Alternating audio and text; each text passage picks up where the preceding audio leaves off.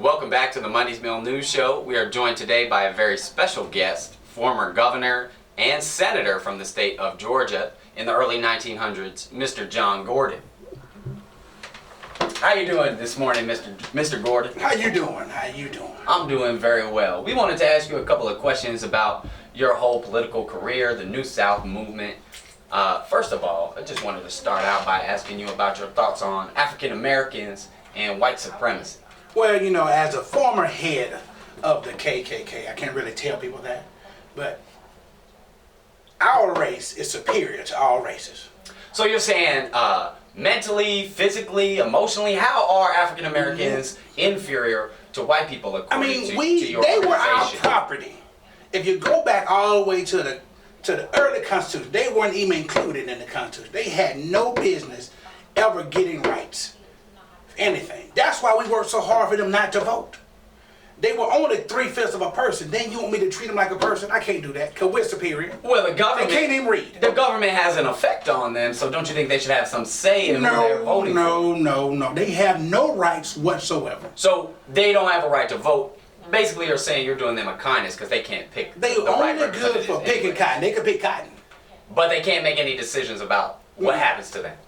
Picking people? No. Picking cotton, yes. How would you feel if I told you today, a couple of years ago, we elected an African American to be our president, Mr. Barack Obama? Wait a minute. You mean to tell me one of them was now held the highest office in the land? What does it matter? His skin color. He's one of the most one of the most intelligent people that ever run for president. I don't believe the country. Harvard law educated. Wait a minute. A constitutional scholar, a law professor. You're saying he's not qualified, even though he's clearly shown the intellect and the abilities. You can't tell on me this at one time. First off, he went to Harvard Law School. Yes, sir. Where they'll let the brightest and best of white people in. Not just whites. Everybody. Black, white, everything. I don't see how they could even achieve to that level of getting in law school.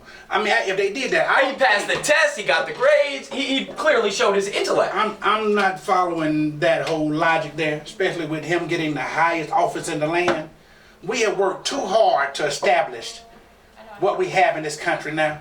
I worked too hard to shift Georgia in the way it goes, and you're gonna tell me now they got one of them as the highest office in the land. Well, if that is that upsetting to you, I have that is mind blowing right now. We pulled up some footage from one of our old news stories from that election, and we actually interviewed one of your descendants, your great grandson. My great grandson, John Gordon IV. John Gordon IV. Yeah, he did a wonderful interview with my colleague where he was knocking on doors in Cobb County, telling people to get out and vote for Mr. Barack Obama. The New South. Wait, what? Not the New South movement. He wasn't about that white supremacy. No. So he was knocking on doors all over saying, would you please come out and support Hope and Change? Yes, we can. Vote for Barack. My lineage. Your great-grandson, he's got your name. John Gordon. My namesake is out here campaigning and voting for change for everybody to be included. You know, next thing you're going to tell me that we all go to school together now. Oh, we do. We don't. I don't know what to say because I don't think the world would change to this way.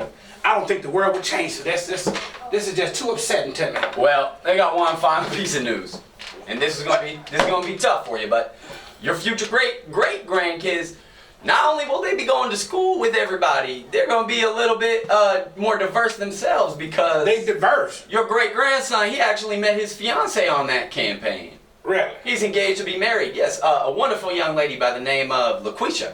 LaQuisha, that ain't a pure white name. That ain't a pure name. I'm looking for. I can't take this. Y'all resurrected me for this. I could have stayed in the grave. I could have stayed. We'll see you later. Thanks for joining us, Mr. John Gordon.